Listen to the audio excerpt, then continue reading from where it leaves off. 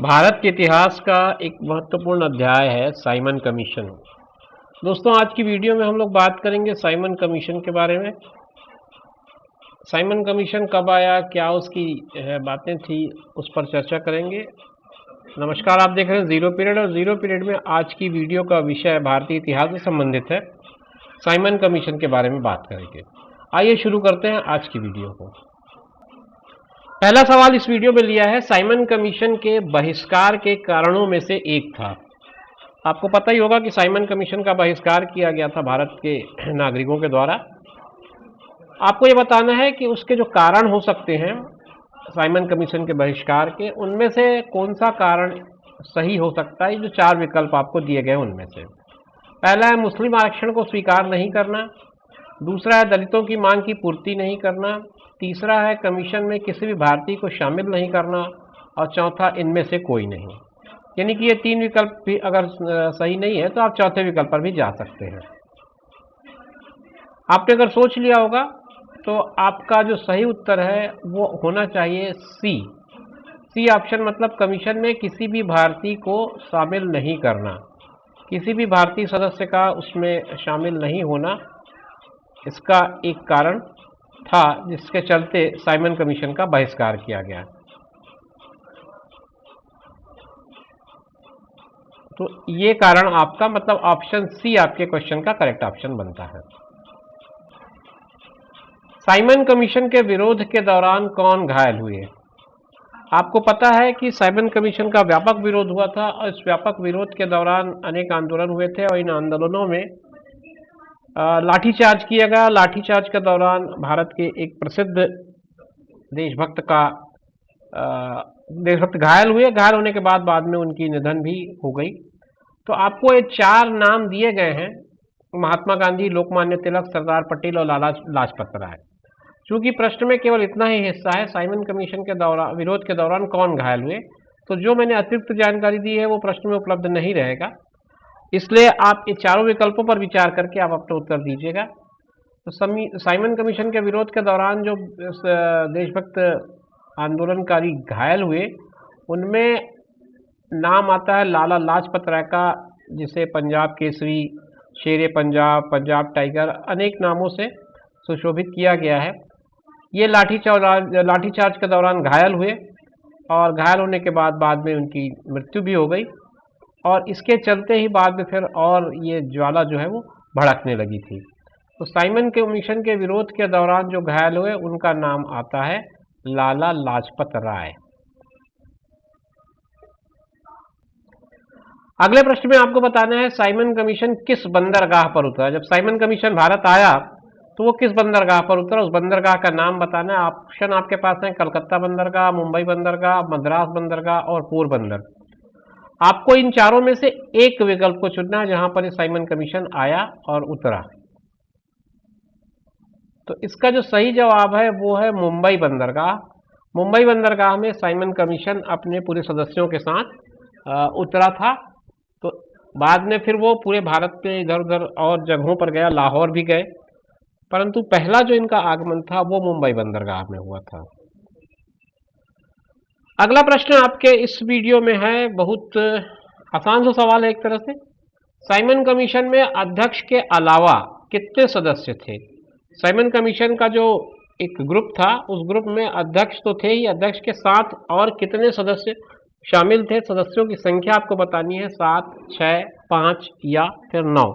Option A में 7 है, option B 6 है, ऑप्शन सी जो है 5 कहता है, ऑप्शन डी 9 कहता है। तो आपको सदस्यों की संख्या बतानी है।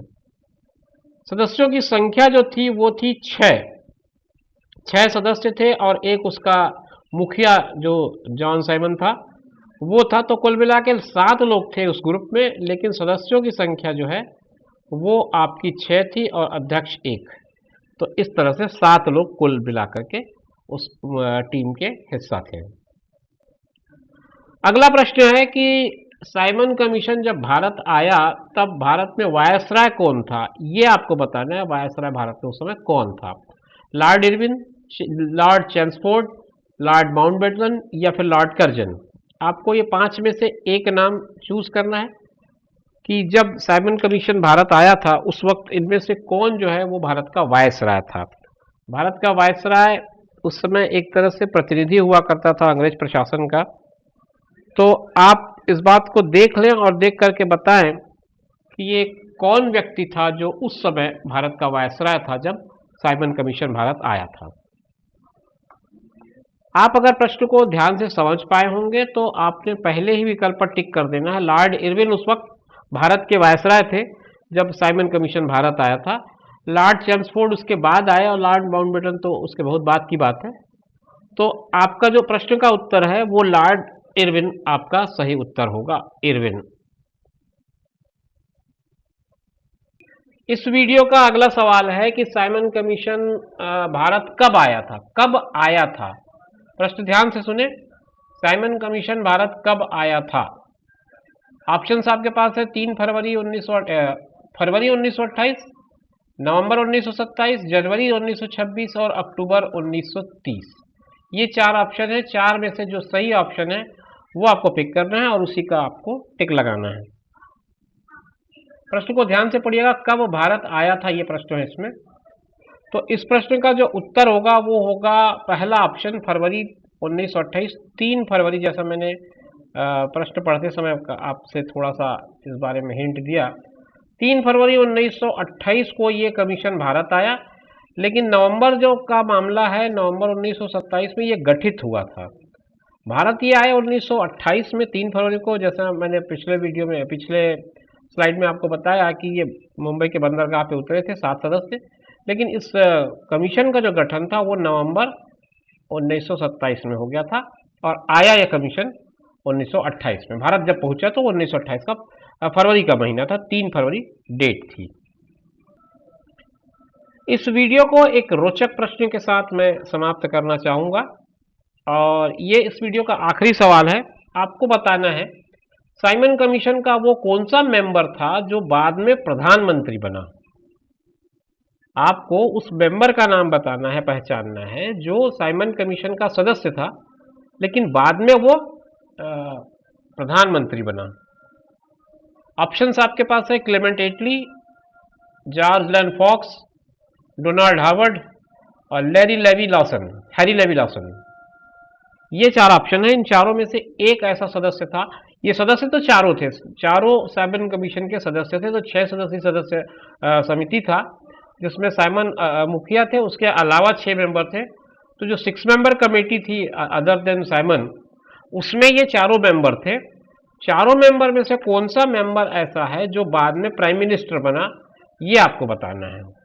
तो इसके लिए भी आपको ज़्यादा भटकना नहीं पड़ेगा। आपका जो पहला उत्तर है क्लेमेंट एटली, यही आपके प्रश्न का सही जवाब होगा। क्लेमेंट एटली वह व्यक्ति था जो बाद में जाकर के यूके का प्राइम मिनिस्टर बना और ये जब प्राइम मिनिस्टर था उसी वक्त भारत को आज़ादी मिली थी। वो वही सन था जब भारत आज़ाद हुआ था, यानी 1947 की बात है। तो आपका जो प्रश्न का उत्तर होगा वो होगा क्लेमेंट एटली। ऑप्शन ए इसका सही उत्तर होगा। तो दोस्तों ये थी आज की वीडियो जिसमें हमने तरह तरह के सवाल लिए थे साइमन कमीशन पर आधारित। साइमन कमीशन का सवाल अक्सर परीक्षाओं में पूछा जाता है, किसी न किसी रूप में पूछा जाता है। हो सकता है कि प्रश्नों का स्वरूप अलग आए, लेकिन अगर आप तथ्यों को ठीक से पढ़ पाएंगे, समझ पाएंगे तो आपको प्रश्नों को हल करने में आसानी होगी।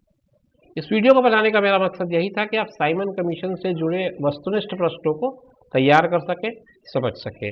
नए वीडियो में नई जानकारी के साथ आपसे फिर मुलाकात होगी। तब तक मुझे दीजिए इजाजत।